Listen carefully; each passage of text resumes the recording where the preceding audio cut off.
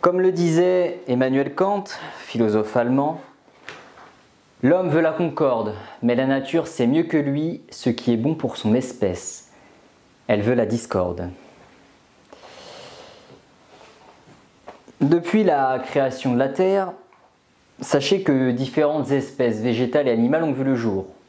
Et suite aux modifications climatiques, perturbations magnétiques ou encore bouleversements biologiques, des êtres se sont éteints pendant que d'autres voyaient le jour.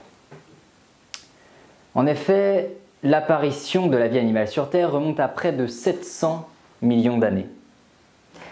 Et durant ces périodes, différentes ères ont vu le jour. Mais d'autres se sont également éteintes suite à l'évolution terrestre, ça va de soi. Comme par exemple celle du Jurassique ainsi que celle du Crétacé. Mais ces changements d'air ont également eu un impact considérable sur l'extinction de certaines espèces. Et oui, je fais notamment allusion à l'extinction des célèbres dinosaures, due entre autres par l'écrasement soudain d'une météorite, ainsi qu'à l'évolution de la Terre. Mais malgré certaines extinctions, non seulement liées à l'évolution de la planète, mais aussi par l'apparition d'éléments extérieurs, eh bien, de multiples incidents se sont déroulés sur la Terre. Et de ce fait, ont permis à de nouvelles espèces de naître. Maintenant, pour en revenir au sujet de nos merveilleux dinosaures, sachez que durant près de 65 millions d'années après leur extinction, la Terre a de nouveau connu puis abrité de nouvelles espèces animales et végétales. Et dans ce laps de temps, certaines espèces d'hominidés ont vu le jour. Notamment l'espèce se rapprochant le plus de nous, l'Homo sapiens sapiens. Mais notre apparition demeure encore très récente à l'échelle terrestre, puisqu'elle nous a été offerte il y a maintenant près de 200 000 ans.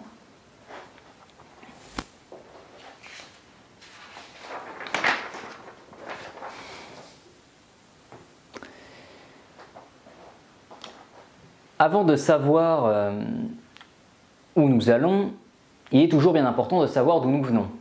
De ce fait, il me semble évident de remonter à la source de notre évolution, je veux dire à l'origine de la naissance de la vie.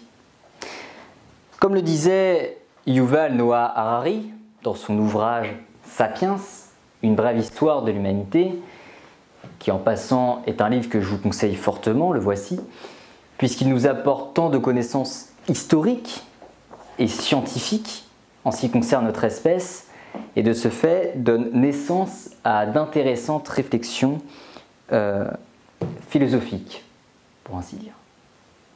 Bien. Tout d'abord, sachez qu'il y a environ 13,5 milliards d'années, la matière, l'énergie, le temps et l'espace apparaissent à l'occasion du Big Bang.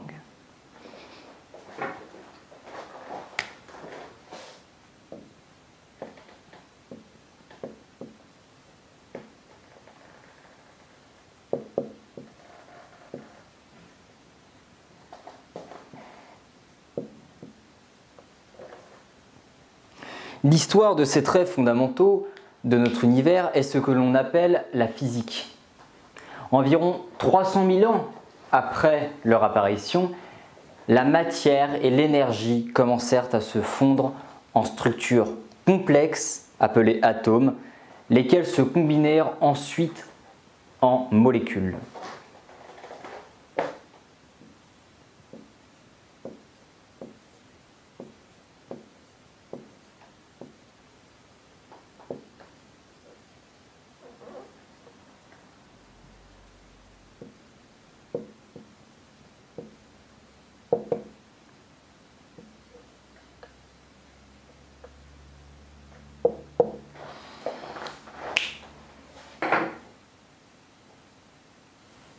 L'histoire des atomes, des molécules et de leur interaction est ce qu'on appelle la chimie.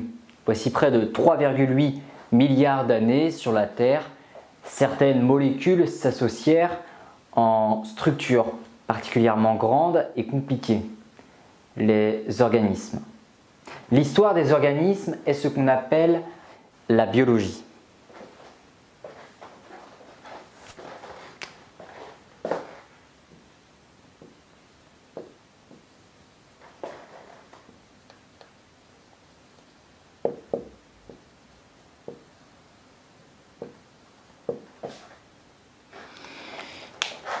Et voici près de 70 000 ans, ouais, bon, on fait un sacré bond dans le temps, hein.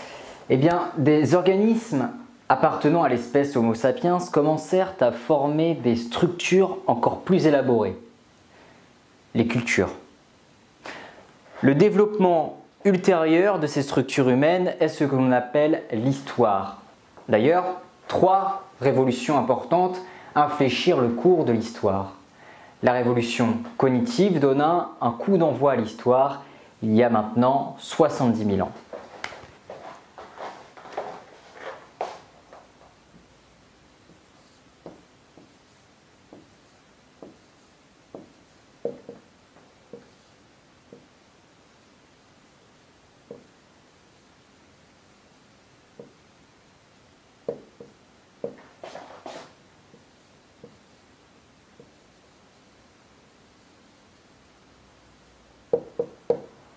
Sachant que la révolution agricole l'accéléra il y a 12 000 ans.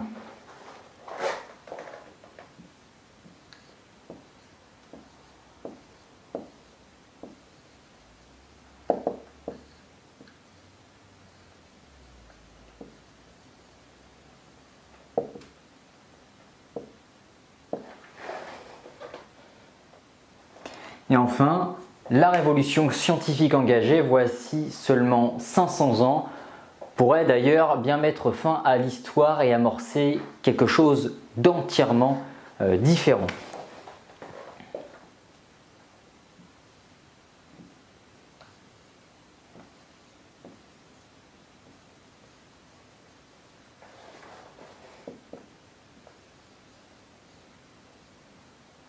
D'ailleurs, parmi ces indications temporelles, nous pouvons dissocier 2 groupes. Le premier, où une succession d'événements se produisit sur une échelle de temps relativement longue. Le deuxième, sur une échelle de temps beaucoup plus courte. Sachant que les deux symbolisent la progression de la vie, du moins les grands changements du vivant, entre guillemets, hein, puisque c'est dans le sens de l'existence et ce à l'égard du temps.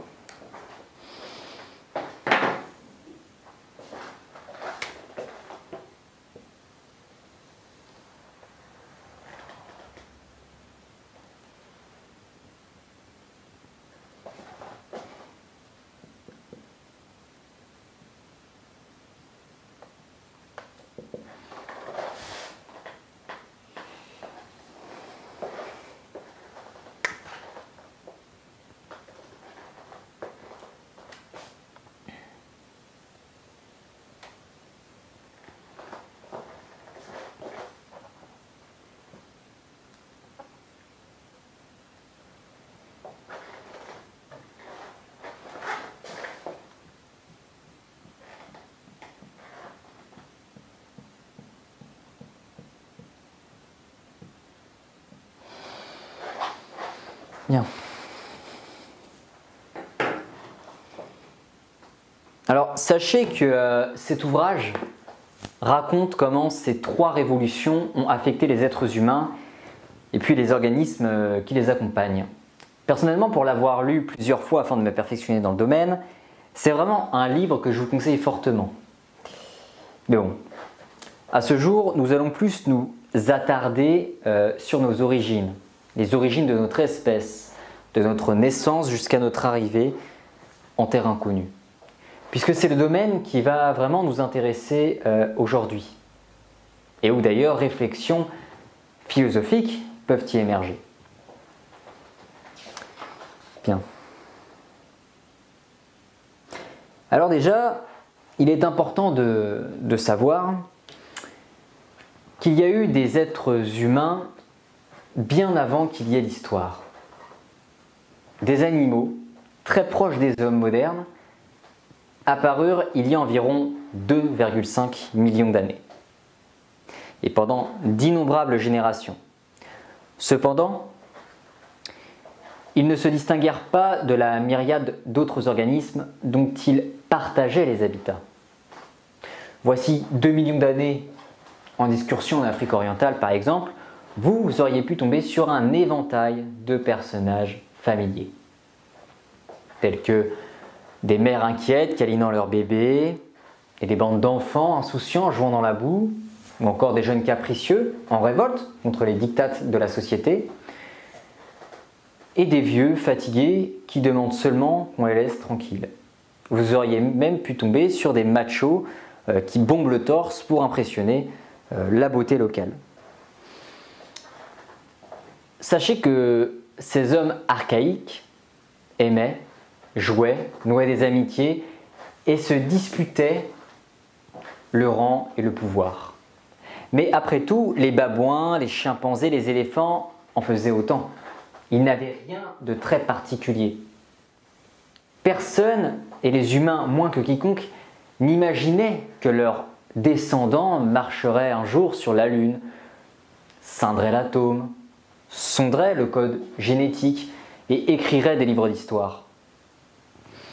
Ce qu'il faut avant tout savoir, du moins savoir des hommes, c'est que les hommes préhistoriques, eh bien, c'était des animaux insignifiants, sans plus d'impact sur leur milieu que des gorilles, des lucioles ou encore des méduses.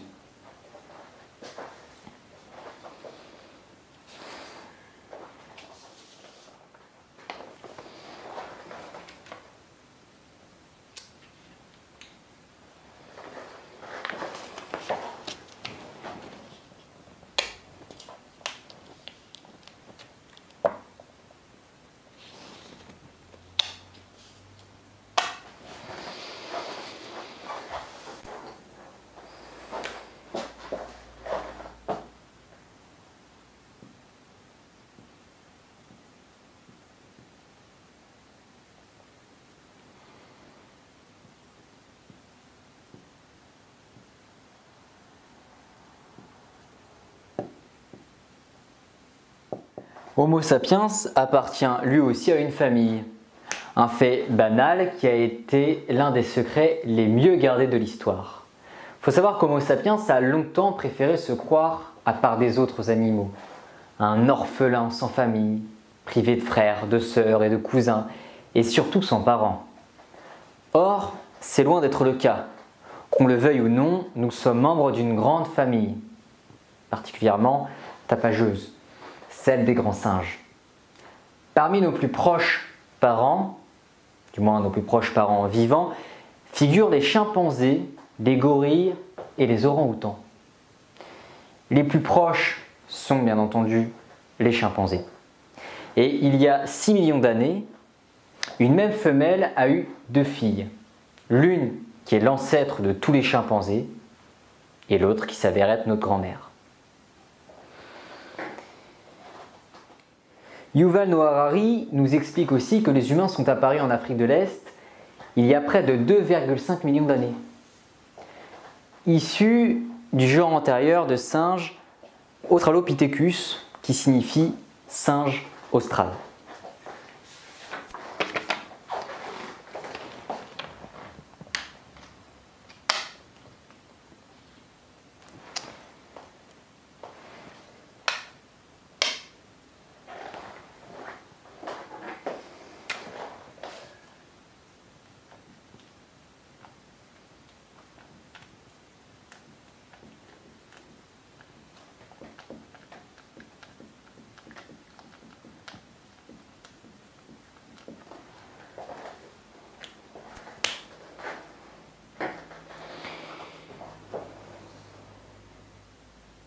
Et il y a environ 2 millions d'années, une partie de ces hommes et femmes archaïques quittèrent leur foyer d'origine pour traverser et coloniser de vastes régions d'Afrique du Nord, d'Europe et d'Asie. Alors bien entendu, la survie dans les forêts enneigées d'Europe septentrionale n'exigeant pas les mêmes qualités de survie que dans les jungles fumantes d'Indonésie, eh bien, les populations humaines évoluèrent dans des directions différentes, ça va de soi. Du coup, il en résulte de diverses espèces distinctes auxquelles les savants ont assigné des noms latins un peu pompeux. Les humains d'Europe et d'Asie occidentale ont donné naissance à l'Homo neanderthalensis, soit l'homme de la vallée de Néander, et plus connu sous le nom de Néandertal.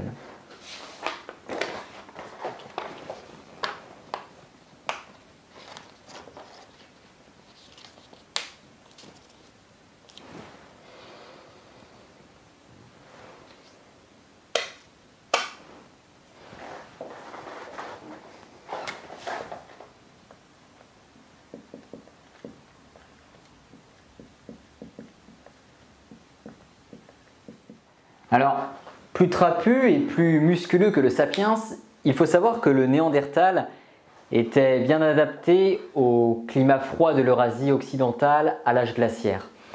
Les régions orientales de l'Asie étaient-elles peuplées par l'Homo erectus, ou homme dressé, qui survécut pendant près de 2 millions d'années, ce qui en fait l'espèce humaine la plus durable qui ait jamais vécu.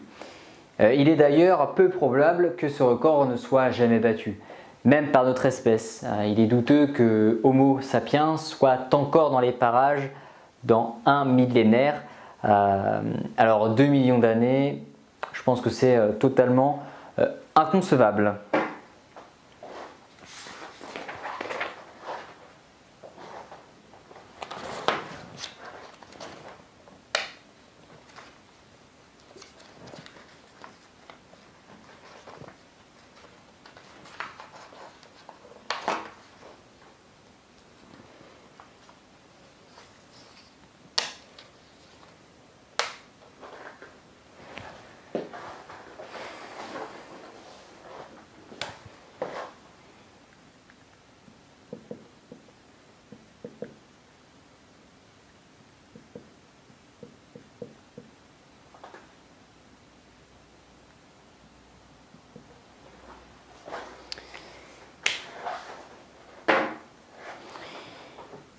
Alors, il faut également savoir que sur l'île de Java, en Indonésie, vivait l'Homo soloensis, homme de la vallée de Solo.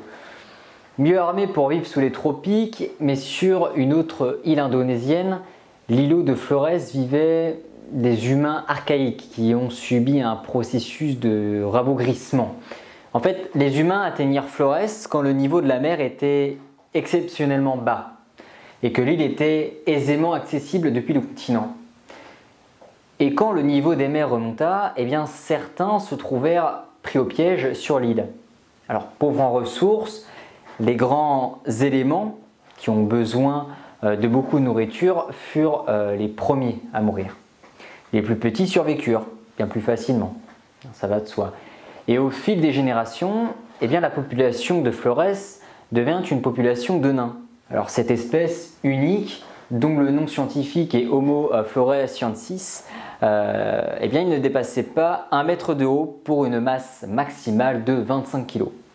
Et ils ne furent pas moins capables de produire des outils de pierre et puis à l'occasion réussir à chasser l'éléphant. Voilà. En vérité, il s'agissait aussi d'éléphants nains. Mais bon, c'est déjà pas mal.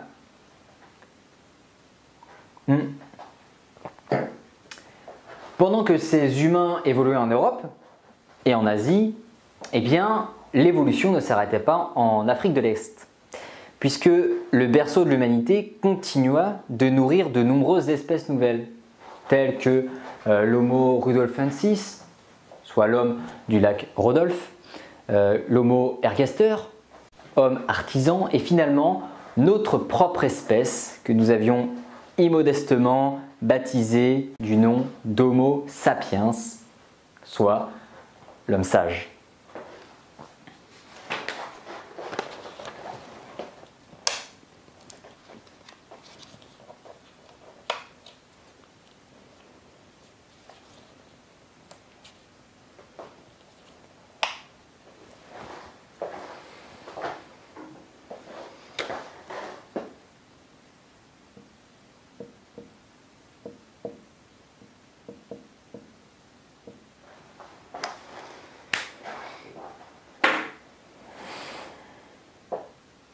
Alors, un sophisme commun est d'imaginer une ascendance linéaire avec l'ergaster qui engendre Erectus, qui engendre Néandertal, qui lui-même mène à nous. Or, ce modèle linéaire donne l'impression fausse qu'à tout moment, un seul type d'humain aurait habité la Terre et que toutes les espèces antérieures ne seraient que des modèles plus anciens de nous-mêmes. La vérité est qu'entre voici 2 millions d'années et 10 000 ans, le monde a hébergé en même temps plusieurs espèces humaines. Ceci n'est pas difficile à croire puisqu'il existe bien aujourd'hui plusieurs espèces de renards, d'ours et de cochons. Eh bien, il y a 100 000 ans, au moins 6 espèces d'hommes arpentaient la Terre. En fait, c'est notre exclusivité présente, non pas la pluralité d'espèces passées, qui est peut-être particulière et compromettante. En tout cas, la plupart des informations issues de ce livre nous le démontrent, et ce à maintes reprises. Mais une grande question tout de même taraude nos esprits. À quoi devons-nous notre suprématie animale? Si ce n'est pas par nos attributs physiques. Alors, le cerveau, me diriez-vous? Eh bien oui, pourquoi pas. Mais serait-ce de par sa grosseur ou de son contenu? En ce qui concerne sa taille, il est important de savoir que les mammifères de 60 kg ont un cerveau moyen de 200 cm3. Et les tout premiers hommes, voici 2,5 millions d'années, avaient un cerveau d'environ 600 cm3. Le sapiens moderne possède un cerveau moyen de 1200 à 1400 cm3. En fait, les cerveaux de Néandertal étaient également encore plus gros. Nous observons que la taille influe sur notre intelligence. Cependant, elle n'est pas le principal facteur. Sinon, la famille des grands félins aurait aussi produit des chats sachant calculer et les cochons auraient maintenant lancé leur propre programme spatial. Donc ce n'est pas le principal facteur. En fait, aujourd'hui, nos gros cerveaux donnent de bons résultats car nous savons produire des voitures et des fusils. Donc ces derniers nous permettent d'aller plus vite que les chimpanzés et de les abattre à bonne distance au lieu de lutter avec eux d'ailleurs. Or, voitures et fusils sont un phénomène relativement récent puisque pendant plus de 2 millions d'années, les réseaux neuronaux de l'homme n'ont cessé de croître. Mais en dehors de couteaux, silex ou de bâtons pointus, il n'était pas de grandes choses de précieux pour l'attester. Alors comment expliquer l'évolution du cerveau humain massif au cours de ces 2 millions d'années, me demanderiez-vous? Eh bien, si vous voulez le savoir, sachez que vous n'êtes pas les seuls. Puisque nous avons peu d'éléments à ce jour pour élaborer une quelconque théorie. Alors certains essayent, mais bon, il ne nous reste plus qu'à faire confiance à l'avenir pour voir si certaines de nos théories s'avèrent être véridiques. Tout dépendra des résultats que nous aurons dans la paléoanthropologie et j'en passe. Un autre trait humain singulier est que nous marchons redressés sur deux jambes, debout. Il est plus facile de scruter la savane, de guetter le gibier ou l'ennemi, tandis que les bras, devenus inutiles pour la locomotion, sont libérés à d'autres fins, comme par exemple lancer des pierres ou des signaux. Plus ces mains pouvaient faire de choses, et plus leurs propriétaires connaissaient de réussite, de sorte que la pression évolutive s'est traduite par une concentration croissante des nerfs et de muscles tout en délicatesse dans la paume et les doigts. De ce fait, les humains peuvent accomplir avec leurs mains des tâches d'une extrême complexité. Ils peuvent notamment produire des outils élaborés. La première preuve d'une production d'outils date d'il y a environ 2,5 millions d'années et la manufacture et l'utilisation d'outils sont, selon les archéologues, les critères auxquels on reconnaît les anciens humains. Mais marcher redressé avait cependant son revers. Et oui, puisqu'il faut savoir que le squelette de nos ancêtres primates ne se développe pas des millions d'années durant pour supporter une créature qui marchait à l'origine à quatre pattes et qui avait une tête relativement petite. Et en fait, s'ajuster à la position debout était un défi d'autant plus redoutable que l'échafaudage devait supporter un crâne extra large. Eh bien, l'espèce humaine paya sa hauteur de vue et ses mains industrieuses par des migraines et des raideurs dans la nuque. Et ce n'est pas tout, puisque pour les femmes, il y eut un prix supplémentaire. En effet, la position droite nécessitait des hanches plus étroites, et ainsi resserrant le canal utérin. Et ce, au moment précis où la tête des bébés devenait toujours plus grosse. Ainsi, la mort en couche fut un risque majeur pour les femelles humaines. Celles qui accouchaient tôt, quand le cerveau et la tête du bébé étaient encore relativement petits et souples, s'en sortaient mieux et pouvaient avoir, disons, plus d'enfants. En conséquence, la sélection naturelle favorisa les naissances précoces. De ce fait, en comparaison de d'autres animaux, les humains naissent prématurés, alors que nombre de leurs systèmes vitaux sont encore sous-développés. Il faut savoir qu'un poulain peut trottiner peu après sa naissance. Un chaton de quelques semaines quitte sa mère pour explorer le monde toute seule. Eh bien, les bébés d'hommes sont démunis, tributaires, durant de longues années de leur aîné. Et ces aînés assument leur nourriture, leur protection et leur éducation. D'ailleurs, on estime à ce jour que la plupart des mammifères sortent de la matrice telle une poterie émaillée d'un four. Vouloir la remodeler, c'est seulement risquer de l'égratigner ou pire de la briser. Eh bien, les humains sortent de la matrice comme du verre fondu d'un four. On peut les tourner, les étirer, les façonner avec un étonnant degré de liberté.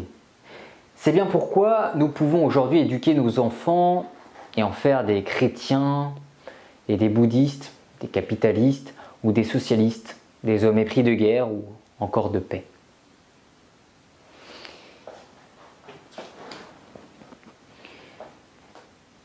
D'ailleurs, en ce qui concerne le feu, c'est une question aussi que l'on peut se poser, eh bien, il faut savoir qu'il y a 800 000 ans, certaines espèces humaines faisaient déjà l'occasion du feu.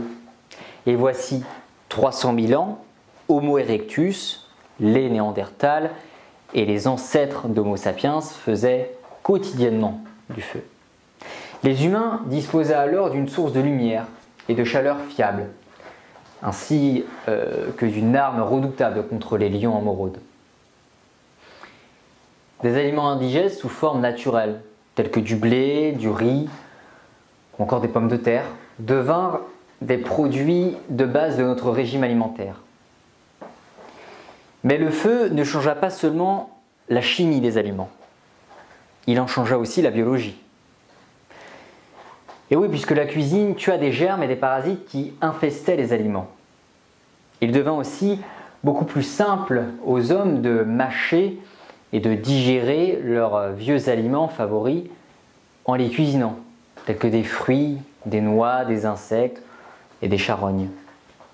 Tandis qu'un chimpanzé passe 5 heures à mâchonner de la nourriture crue, 1 heure suffit à un homme qui mange de la nourriture cuisinée. Donc on observe bien là un réel gain de temps, dès lors que nous avons utilisé le feu pour la cuisine. Il faut aussi savoir que le feu eut une influence à l'égard de nos corps également. Puisqu'il y a 150 000 ans, l'Afrique orientale était peuplée de sapiens qui nous ressemblaient énormément. Si l'un d'eux finissait dans une morgue, eh bien aujourd'hui, le pathologiste ne remarquerait rien de particulier. Grâce au bienfait du feu, il avait des dents et des mâchoires plus petites que leurs ancêtres, alors qu'ils avaient des cerveaux massifs d'une taille égale aux nôtres. Venons-en maintenant à une carte que j'aimerais vous présenter. Bon, tant pis, on va mettre ça là.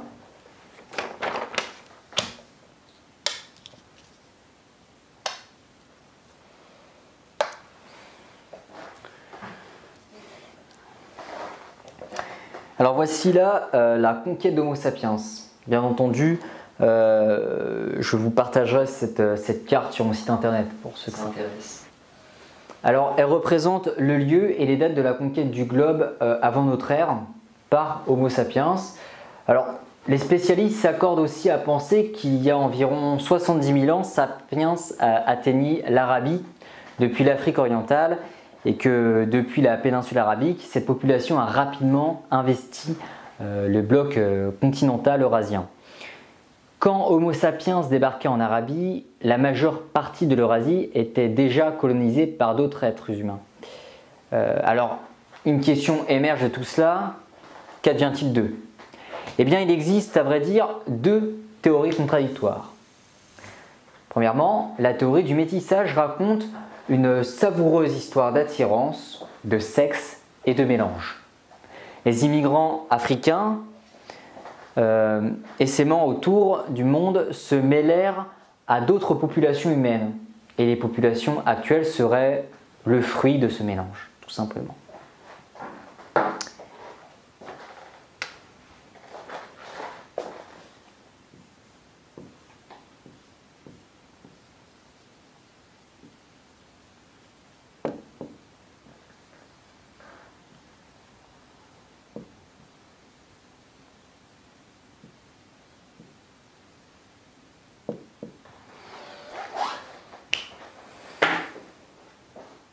En fait, selon la théorie du métissage, quand Sapiens se répandit dans les terres de Néandertal, il fraya avec ceci jusqu'au mélange des deux populations.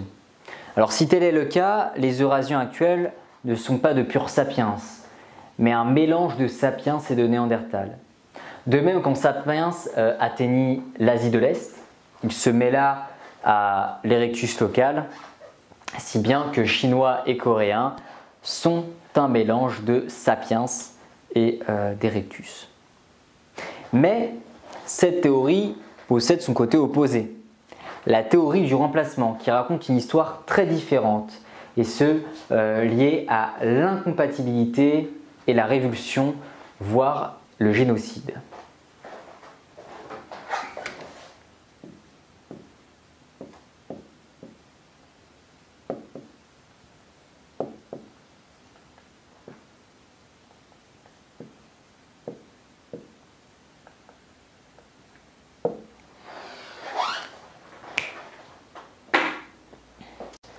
Selon ces théories, les sapiens et les autres humains avaient des anatomies différentes et très probablement des habitudes d'accouplement, voire des odeurs différentes.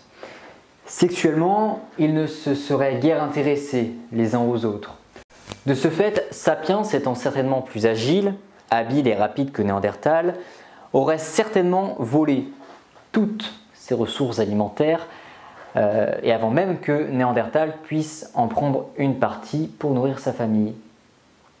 Et certains aiment d'ailleurs à penser que Néandertal se serait éteint de cette manière.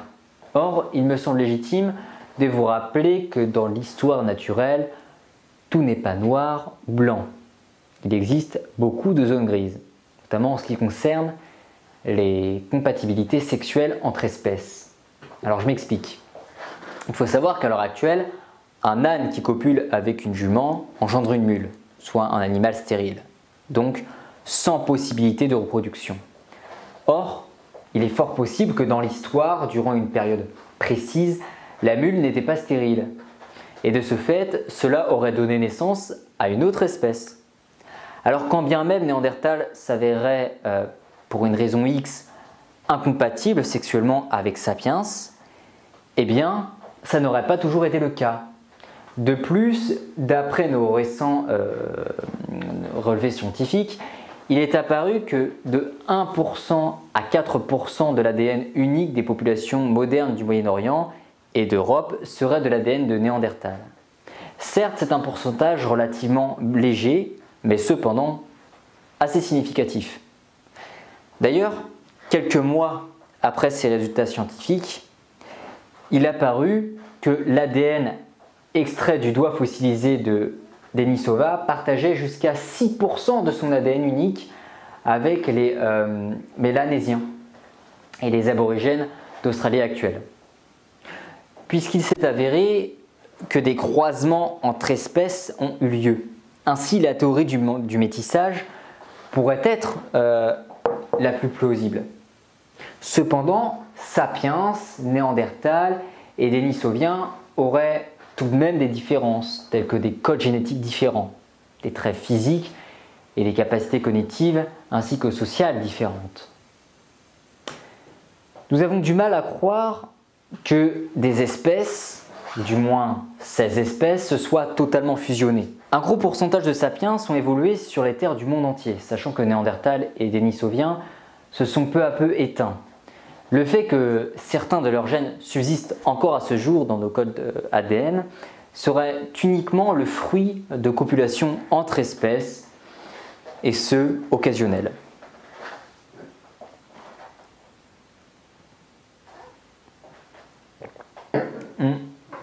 Darwin expliqua qu'Homo sapiens n'était pas tellement différent des autres animaux, d'autant plus qu'ils avaient eu des espèces cousines. Souvenez-vous, lorsqu'il a émis sa théorie de l'évolution, les personnes de l'époque poussèrent des hurlements. Eh bien, si les Néandertals avaient survécu, nous considérions-nous encore comme une créature à part? C'est la question qu'on doit se poser. Peut-être est-ce précisément ce qui incita nos ancêtres à effacer les Néandertals. Ils étaient sûrement trop familiers pour que nous les acceptions, trop différents pour que nous les supportions en tant que cousins.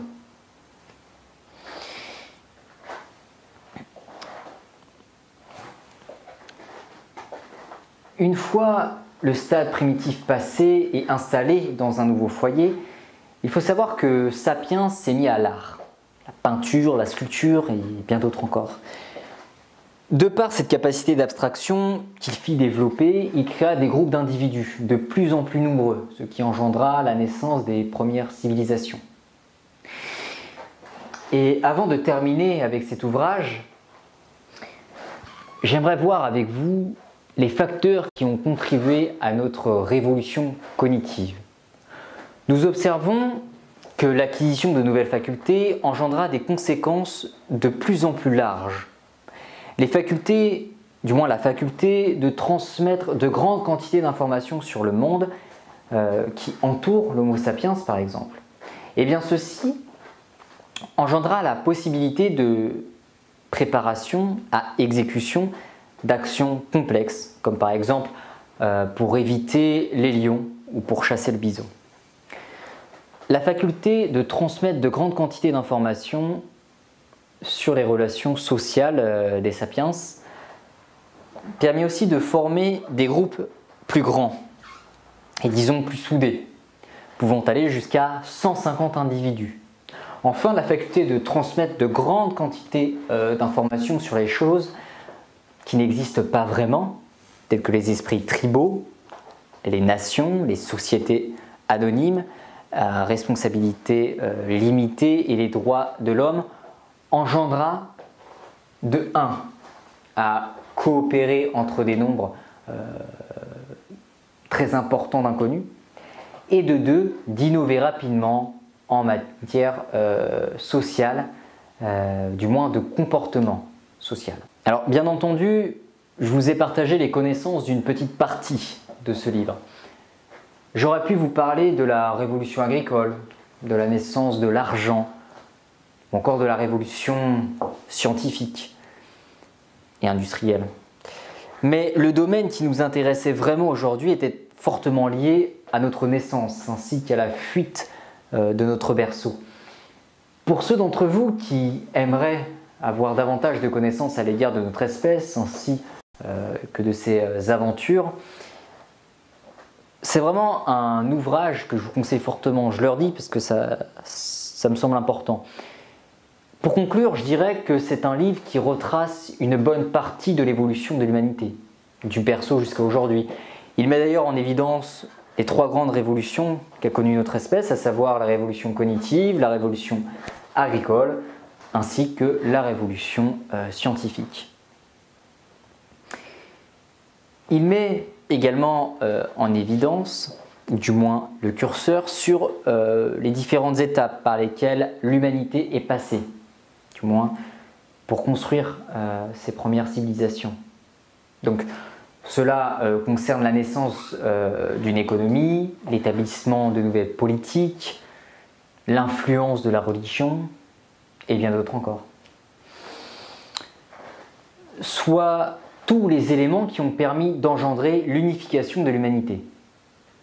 Pour ma part, je pense que c'est un livre qui permet vraiment de prendre du recul, du moins de la hauteur à l'égard de notre espèce.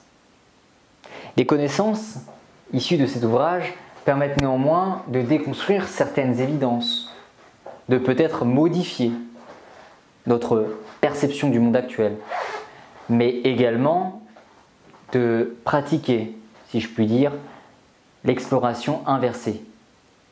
Non seulement à l'échelle individuelle, mais aussi à l'échelle globale.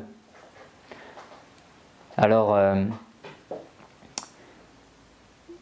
c'est pour cette raison que je dirais que, bien, simplement, c'est un livre qui permet de faire émerger certaines réflexions, de se remettre aussi en question, afin de tendre ensemble vers un avenir meilleur, grâce à nos choix et puis à nos prises de position intellectuelles, bien entendu. Puisque l'histoire nous permet aussi d'observer et puis d'avoir un recul constructif à l'égard de nos prouesses, tout comme auprès de nos échecs. Et lorsqu'ils sont pris en compte, nous pouvons qu'améliorer notre rapport au monde. Mais encore faut-il avoir des valeurs communes à celles qui sont recommandées, du moins auprès de la sagesse. Bien entendu, il s'agit là d'un autre sujet et je vais éviter de vous perdre là-dessus. Alors à présent, je souhaiterais vous présenter ma soi-disant réflexion à propos de notre espèce. Il faut savoir qu'à notre arrivée, nous n'étions pas les seuls hominidés sur cette surface terrestre, puisque d'autres espèces d'hominidés cohabitaient sur celle-ci, comme nous l'avons pu l'observer précédemment d'ailleurs. Mais chacune de ces espèces vivait sur un territoire unique, selon des besoins vitaux précis. En l'occurrence, notre territoire principal était le continent africain, le berceau de notre humanité. Et ce territoire était le plus adapté pour le bon développement de notre espèce. Alors, non seulement pour simplifier, mais aussi suite à l'important pourcentage de sang de sapiens qui coule dans nos veines, je vais généraliser notre espèce au nom d'Homo sapiens. Encore une fois, c'est simplement pour nous permettre d'avoir un recul plus constructif et en adéquation avec nos besoins vitaux, ayant beaucoup plus de similarités avec Sapiens qu'avec Néandertal ou encore Erectus, bien entendu. Alors nous appartenions à une échelle trophique précise et à un biotope adéquat à notre évolution. La planète était alors conçue de cette façon. Chaque territoire était unique et possédait un biotope pur, d'une température et d'une hygrométrie bien précises au territoire, dont ce dernier ou ces derniers étaient composés d'êtres vivants classés très précisément au sein d'une échelle trophique. Chaque territoire d'ailleurs possédait son échelle trophique et dans celle-ci, les espèces animales et végétales avaient un ordre complexe, précis ainsi qu'inévitable. Nous avions vécu durant des millions d'années aux côtés des espèces sauvages. Nous étions d'ailleurs très bien adaptés au cycle du déroulement temporel, du moins de ce territoire-ci. Le nombre de notre population était conforme au bon déroulement de ce secteur. Nous nous nourrissions majoritairement de végétaux et occasionnellement de viande, ainsi que de poissons. Et nous étions une nourriture pour certaines espèces animales, placées d'ailleurs à un niveau supérieur au sein de l'échelle trophique. Comme je l'ai déjà mentionné, chaque espèce bénéficiait d'un rôle majeur dans le processus, disons, vital de la planète. Mais suite à ces 200 000 dernières années, une espèce d'hominidé a soudainement changé sa manière de vivre et a brusquement mis les voiles, mettant ainsi en péril les autres espèces animales qui cohabitaient avec elle. Cette espèce est en l'occurrence la nôtre. En effet, l'Homo sapiens a brusquement quitté ses terres d'origine pour migrer vers d'autres secteurs terrestres. Alors, cette échappée territoriale a coûté la vie à de nombreuses espèces animales et végétales.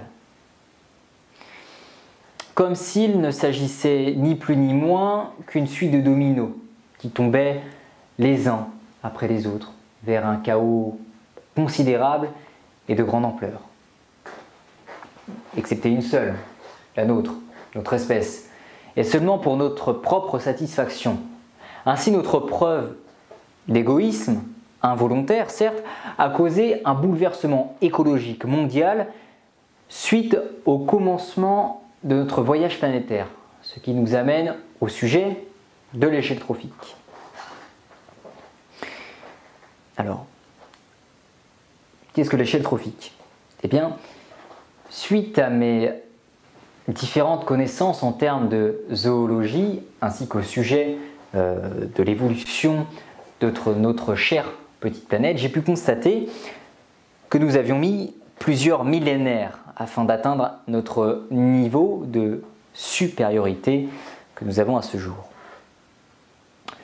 Au-delà de notre vie quotidienne et très confortable, je vous l'accorde, ce privilège nous paraissait inimaginable à l'aube de notre fuite territoriale. Depuis l'origine, tout ce que nous connaissons sur cette planète a un ordre, un usage fondamental. Je fais notamment allusion à l'échelle trophique, cette échelle qui classe tous les êtres vivants, du moins de ce monde, dans une sorte de liste étroitement liée à celle que l'on nomme la chaîne alimentaire. Et depuis peu, nous avons constaté qu'au sommet de cette échelle, les superprédateurs y trouvaient leur place. Des spécimens aux capacités physiologiques exceptionnelles, se nourrissant de d'autres espèces animales, soit d'un régime alimentaire principalement carnivore. Les espèces qui les précèdent se nourrissent également de viande, ainsi que de poissons, mais avec un pourcentage plus élevé au niveau des végétaux, et ainsi de suite. C'est ainsi que chaque espèce animale et végétale possède sa place au sein d'une échelle trophique. D'ailleurs, je suis certain qu'il n'existe pas qu'une seule et même échelle trophique, mais plusieurs qui sont attribuées à des biotopes respectifs. Mais bon, il s'agit là d'un autre sujet. Donc vous vous en doutez, ces espèces animales et végétales qui composent cette échelle sont dans un ordre bien distinct et de façon croissante. En effet, l'espèce qui sera composée de 10 fois plus d'individus par rapport à une autre sera à un niveau inférieur, puisque plus nous montons vers les prédateurs et plus le nombre de leur population est minime.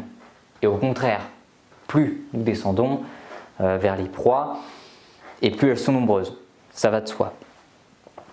Nous pouvons d'ailleurs représenter cela sous forme pyramidale, afin de simplifier la compréhension. En d'autres termes, chaque espèce qui peuple cette planète possède une utilité majeure pour l'ensemble de la vie animale et végétale. Il s'avère qu'il existe seulement 5 niveaux au sein de l'échelle trophique. Comme je viens de le mentionner, à la 5e position, les superprédateurs nous font l'honneur d'en être les élus.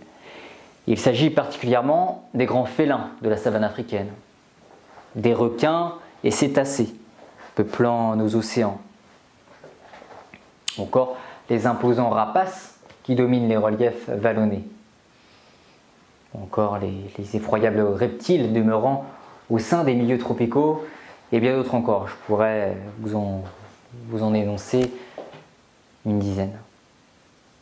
À un niveau inférieur de ces derniers se trouvent des prédateurs se nourrissant davantage de végétaux.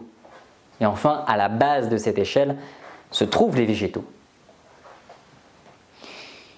Voici comment vous pouvez vous imaginer l'échelle trophique?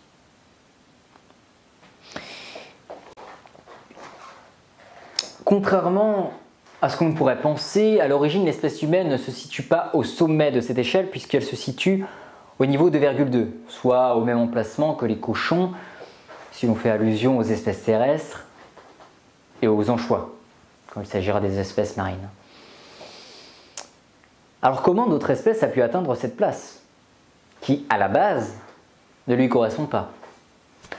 Eh bien, différentes réponses ainsi qu'hypothèses ont été élaborées suite à cette question, disons, inhabituelle. Serait-ce grâce à notre connaissance accrue en matière de développement technologique ou notre capacité à nous civiliser? Ou bien notre transmission de savoir à travers le temps, tiens. Mais cette question, qui est assez pertinente, a souvent été mal analysée. Et il est vrai que les recherches réalisées sur cette intrigue ont souvent été malmenées. Ainsi, la réponse de cette question ne peut se trouver que dans nos analyses quotidiennes, mais en revanche, à la suite de nos connaissances historiques, ainsi qu'anthropologiques. Anthropologiques liées bien entendu à l'évolution de notre espèce, en prenant pour origine notre espèce. Du moins, notre naissance en terre africaine il y a près de 200 000 ans, comme nous avions pu l'observer précédemment dans les écrits de Yuval Noah Harari. En ce qui concerne le biotope,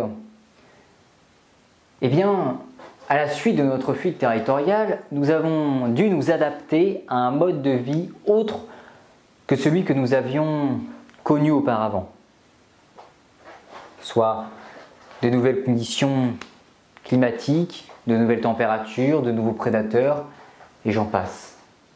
Nous avons dû affronter un biotope totalement différent que celui auquel nous étions confrontés en Afrique. Nous avons découvert le réel pouvoir du port vestimentaire et l'utilité des abris face aux conditions climatiques ainsi qu'aux nombreux prédateurs défavorables à notre survie. Une fois adaptés aux différents territoires que nous avions conquis, nous nous sommes développés en créant plusieurs civilisations indépendantes les unes des autres sur la plupart des continents du monde. Par la suite, des langues sont apparues et encore aujourd'hui continuent d'évoluer. Le commerce a également vu le jour, et tout comme la religion d'ailleurs, qui fut bénéfique à notre développement. Alors, parmi les différentes sources et supports que je peux vous conseiller, en plus des ouvrages du célèbre historien israélien Yuval Noah Harari, je souhaiterais vous conseiller un documentaire réalisé par, de mémoire, c'est Frédéric Fouja et Jérôme Guyot. Il s'agit de Premier Homme, donc un documentaire qui est très intéressant, assez documenté, qui suit d'ailleurs les récentes données scientifiques. Donc il faut savoir que c'est un documentaire qui a été diffusé en avril 2017. Il retrace d'ailleurs une bonne partie de l'histoire évolutive des hominidés, donc de nos ancêtres, de nos plus proches parents, ou presque parents, comme pour la célèbre Lucie par exemple, qui n'est pas vraiment celle que nous pensions, puisqu'elle aurait plus en lien avec les presque parents que les véritables parents de nos ancêtres, ayant elle-même appartenu à une autre lignée d'hommes. Donc c'est un documentaire qui est très intéressant, hein, comme je vous l'ai dit, du moins il s'agit là de mon point de vue, puisqu'il permet de mettre en évidence les étapes par lesquelles nous sommes passés, les épreuves que notre espèce a dû surmonter, et ce, nous l'avons compris grâce aux récentes données scientifiques.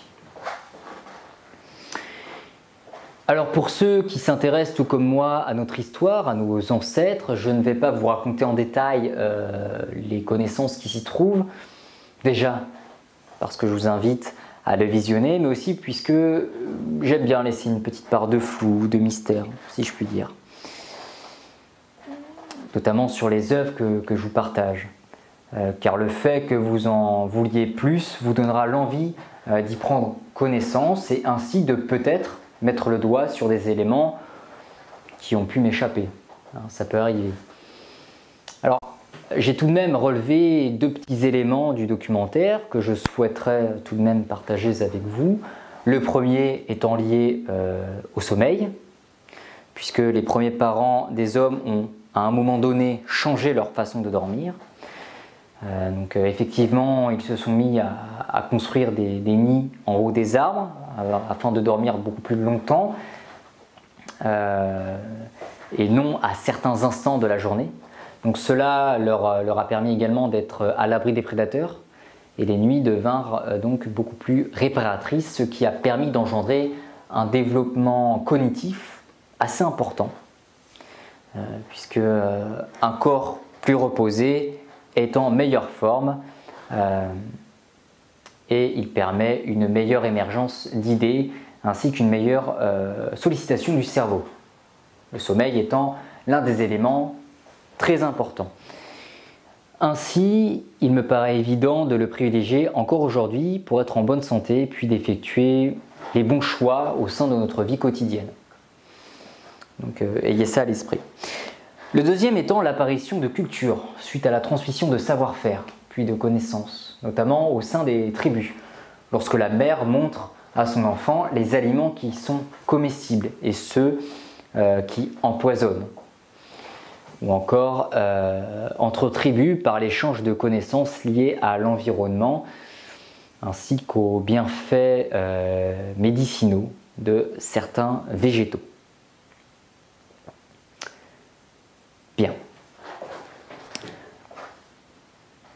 Alors, selon mon point de vue, sachez que l'espèce humaine est tout de même une étrange créature, capable des plus grandes prouesses. Elle peut aussi engendrer la destruction et le chaos. Il s'agit d'ailleurs d'une des seules espèces où les axes de réflexion s'avèrent être quasi illimités. Et oui, puisque l'humanité, disons, un sujet relativement fascinant, où plus d'un se questionne. Et ça a été d'ailleurs l'un de mes premiers questionnements. Et je pense qu'il est légitime de ne pas négliger le temps qui est nécessaire à sa réflexion. Selon l'état actuel de mes pensées, ainsi qu'à mon expérience de vie, assez courte, certes, mais bon, une expérience de vie que j'ai pu effectuer jusqu'à ce jour, je vais tenter de vous évoquer mon point de vue à ce sujet.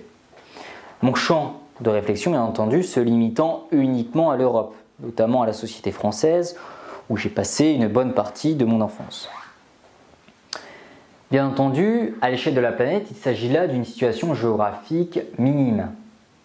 Et je crains que ma réflexion soit d'une très grande importance sur la grande question qui se résume à l'avenir de notre espèce. Bien qu'une partie de ma réflexion sera portée sur la population que je fréquente au quotidien, je vais tout de même tenter d'élargir ces frontières invisibles afin de percevoir l'homme dans sa, disons, singularité. Ainsi, et au-delà de son arrogance ainsi que de son orgueil, l'homme paraît si mystérieux. Cependant, l'avantage d'être fasciné par les reptiles et d'en avoir en captivité m'a permis de les observer, puis d'étudier leurs comportements sociaux. Comportements sociaux qu'ils entretiennent auprès de leurs semblables. Et bien que je possède peu d'informations au sujet des mammifères à ce jour, je tente tout de même d'accroître mes connaissances afin de mettre en évidence ces recherches, puis de les comparer aux recherches comportementales de l'espèce à laquelle j'appartiens, c'est-à-dire l'homme. Ce dernier étant l'un des seuls êtres à avoir réussi à s'arracher de son berceau afin de devenir l'espèce dominante de ce monde. Une telle capacité peut aussi cacher des conséquences néfastes pour l'avenir, notamment à propos de sa surpopulation, par exemple, qui engendrera un manque de place pour loger sa famille et y compris un manque considérable de ressources, du moins c'est ce que nous présumons si nous ne changeons pas notre manière de consommer. Alors, nous pouvons nous demander comment une espèce peut arriver à atteindre une telle place. Pourtant, les raisons sont assez simples. Cela se résumerait à sa volonté d'accroître sa richesse, ainsi que son pouvoir, par le facteur de la coopération. Se battre en groupe, telle une meute de loups, ou encore en s'inspirant de la hiérarchie lionesque d'Afrique. Ainsi, il n'est pas très étonnant qu'à ce jour, ce système soit requis pour l'évolution des multiples sociétés qui composent ce monde. User de sa santé, de ses capacités à songer dans l'évolution de sa propre espèce, et puis donner de sa sueur et de son sang dans les pierres qui composeront l'édifice de notre histoire. En parallèle de sa coopération, la technologie a elle aussi sa place, ou du moins sa part de responsabilité. Que dire de l'invention des armes à feu, où désormais un homme remplace 10 hommes pour l'assassinat d'un pachyderme? Ou encore en ce qui concerne sa capacité à peupler n'importe quelle situation géographique, avec le feu et les vêtements. Il a bâti des empires ainsi que des civilisations. Cependant, ce n'est pas sans crainte, puisque l'homme a aussi dû apprendre à se contrôler. Contrôler non seulement sa puissance de feu, mais aussi sa puissance psychologique. Il a dû se brider l'esprit afin d'éviter de libérer tout son potentiel lié à sa capacité et volonté de prédation qu'il a acquise au sein des millénaires. L'homme a connu des monarchies, qu'elles soient absolues ou parlementaires, la République, ou l'existence de lois qui permet de maintenir un équilibre parfait au sein d'une société. Parfait, ça laisse à débattre. Le bridage d'esprit ne s'impose pas comme ses fondations politiques, par contre. Il s'acquiert au sein de notre éducation. Je ferai d'ailleurs un petit clin d'œil aux partis religieux qui subsistent encore aujourd'hui. Bien qu'il s'agisse de communautés qui permettent de garantir une sécurité psychologique d'un individu, eh bien, le bridage d'esprit qui en découle ne sont pas appréciés par tout le monde. Mais la religion n'est pas la seule. Nous avons tous des bridages d'esprit, un voile invisible qui a notamment un impact dans nos actions. Que dire de nos parents qui, dès notre plus jeune âge, nous ont privés de certaines libertés qui avaient pour but de protéger notre avenir? Que ce soit les plus confiants d'entre vous, les plus audacieux, les plus sûrs de vous qui arrivent à s'arracher, voire à se déraciner des cultures sociales ainsi que familiales pour bâtir leur propre esprit. Après cela, vous avez certainement encore un peu de mal à vous sentir totalement libre. Et une telle complexité a tenté de créer sa place au sein de cette société tout en tournant le dos aux principes moraux qui nous ont été inculqués durant notre enfance. L'homme pouvant être défini comme un être majestueux, ayant réussi à s'imposer dans le monde du règne animal, puis à se déraciner de ses parties biologiques en quittant les terres d'Afrique d'où il provient. Ainsi, l'homme peut autant être vénéré comme un dieu, mais aussi être considéré comme le diable en personne. Le fait de s'être déraciné de sa terre natale a eu de terribles répercussions. Et suite à ce jour où il n'a cessé de grandir sans pour autant prendre soin de celle qui lui a donné la vie. Des conséquences de son existence que j'avais pu observer suite aux vidéos sur les tortues marines que j'avais réalisées et où l'avenir de ces dernières était menacé suite à la pollution qui est effectuée au service d'un profit économique grandissant. L'homme a néanmoins réussi à penser uniquement aux besoins de sa propre espèce, un acte égoïste certes, ou le fait de prendre du recul sur notre vie quotidienne relativement cyclique, notamment par le biais des voyages que j'effectue de mon côté, m'a permis de prendre connaissance de certaines choses. Alors, nous pourrions discuter de l'humanité durant des heures, suite au panel de points de vue existants. Cependant, je pense vous en avoir apporté du moins la brève définition en ce qui concerne notre espèce.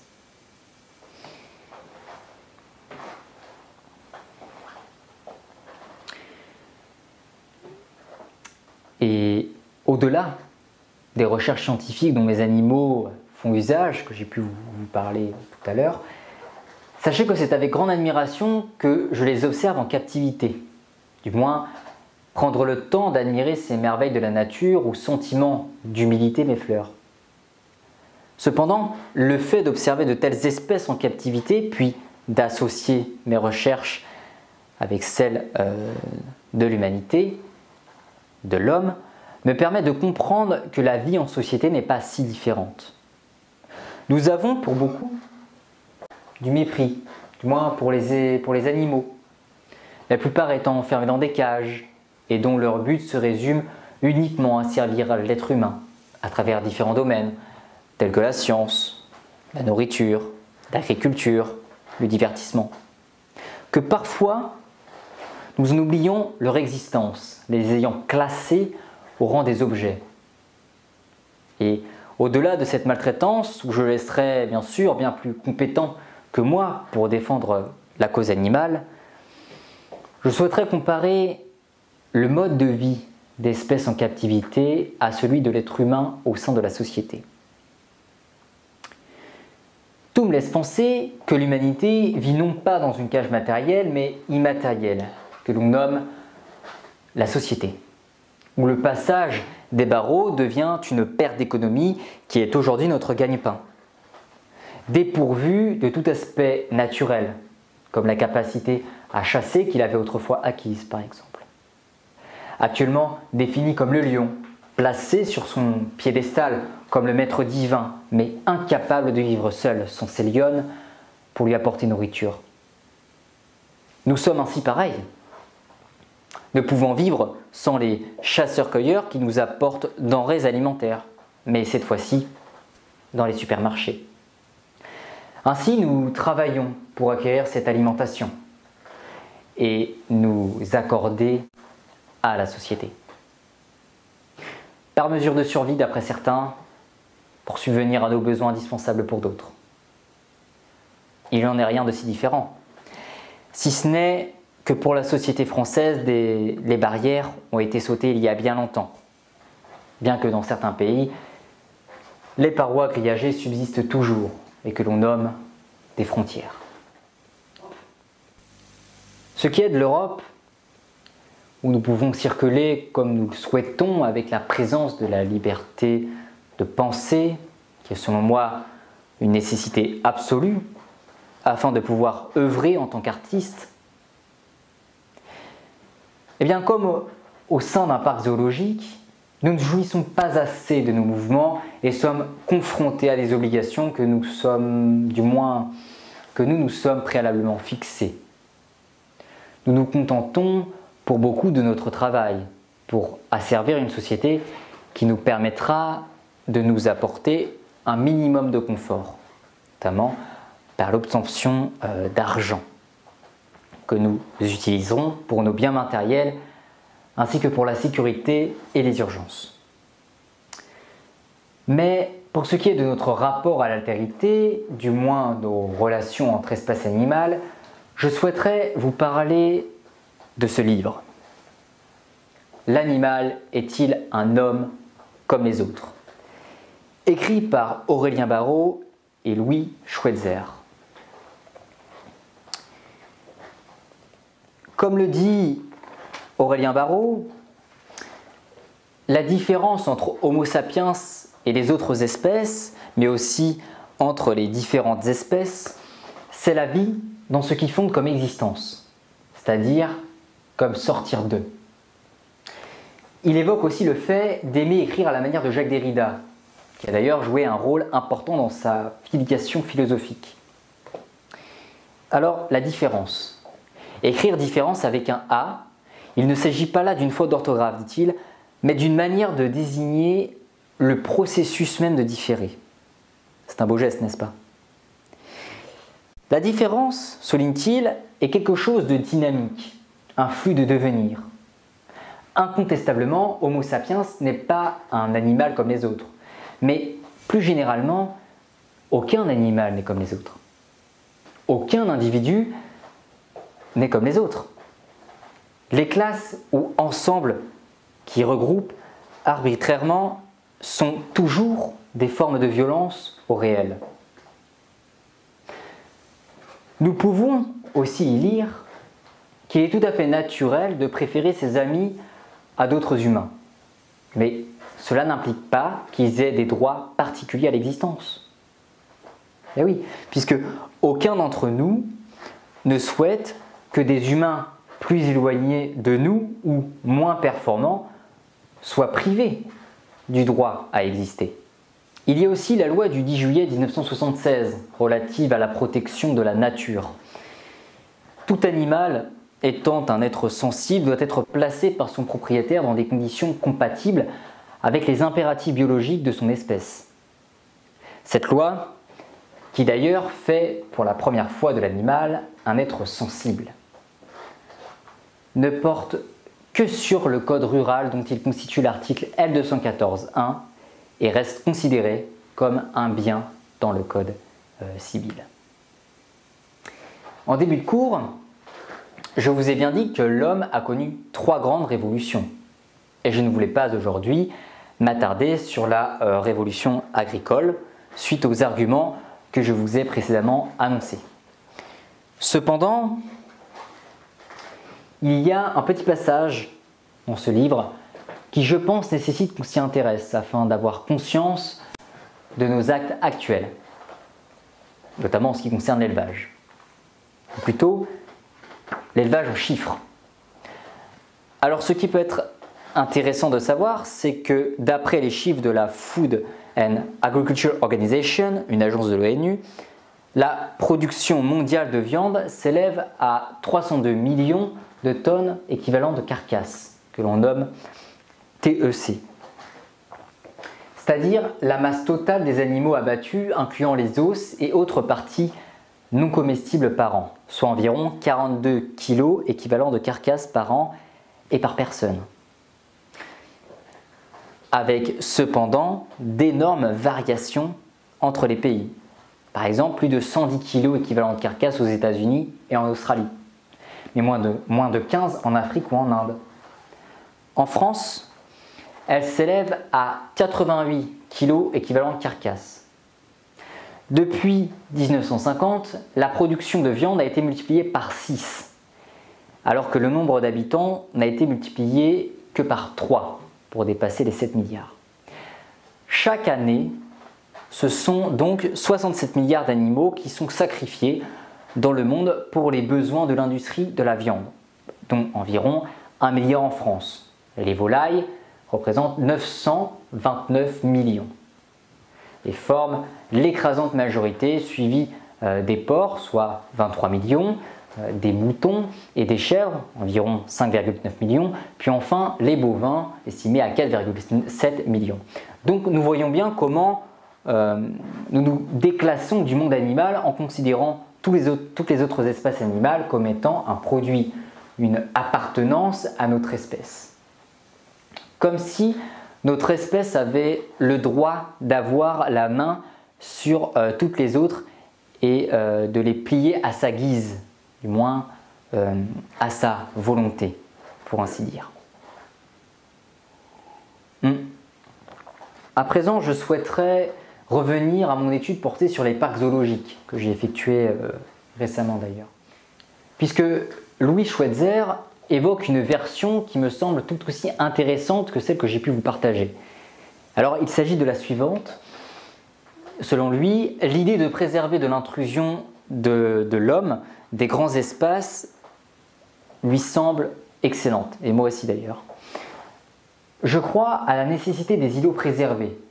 Ils me paraissent moins difficiles à défendre que les parcs zoologiques qui donnent lieu à des discussions passionnantes et ce, entre des gens de parfaite bonne foi d'ailleurs. Un zoo sert à préserver des individus d'une espèce en les privant de leur liberté. Alors c'est une contradiction en soi, mais cela peut aussi aider une partie de la population à mieux percevoir le monde animal. Et j'aime beaucoup cette façon de percevoir les parcs zoologiques, puisque ça permettrait également de percevoir les animaux comme une existence, du moins des êtres sensibles et non comme un produit, dès lors que les parcs zoologiques respectent certains codes moraux. Et puis également, lorsque les soigneurs et animateurs animaliers transmettent des connaissances sur les animaux.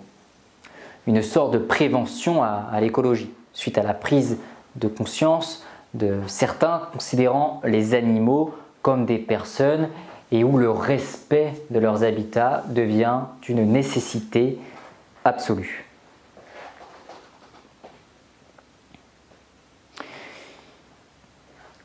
Comme le dit également Aurélien Barraud dans cet ouvrage, cette idée d'îlot préservé que Louis Schweitzer défend, alors que la population humaine continue de croître, peut sembler un peu utopique. Peu à peu, la question d'une croissance infinie dans une planète finie va se poser de façon très concrète. Et les lois de la physique vont nous rattraper. Et il faudra se demander comment nous avons pu être si naïfs et surtout si peu respectueux envers nos descendants.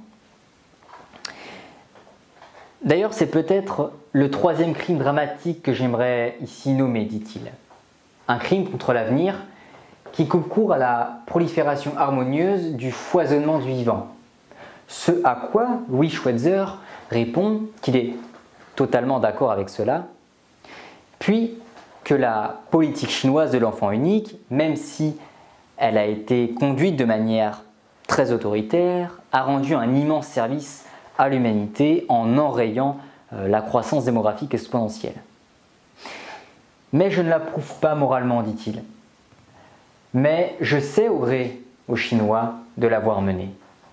Ce à quoi nous pouvons aujourd'hui répondre qu'effectivement, la politique de l'enfant unique peut être très efficace, mais nous savons que cela peut entraîner de terribles conséquences, d'autant plus que pour certaines croyances, avoir des enfants, c'est un signe de richesse, une richesse inestimable. Et qu'à ce jour, le réel problème ne vient pas de la quantité, mais plutôt de la qualité. Et oui, puisqu'il vaudrait mieux, disons, agir sur les comportements des individus plutôt que sur le nombre des individus. Mieux vaut être nombreux tout en nous comportant de manière sage, plutôt qu'une petite population d'individus et être des personnes complètement irresponsables.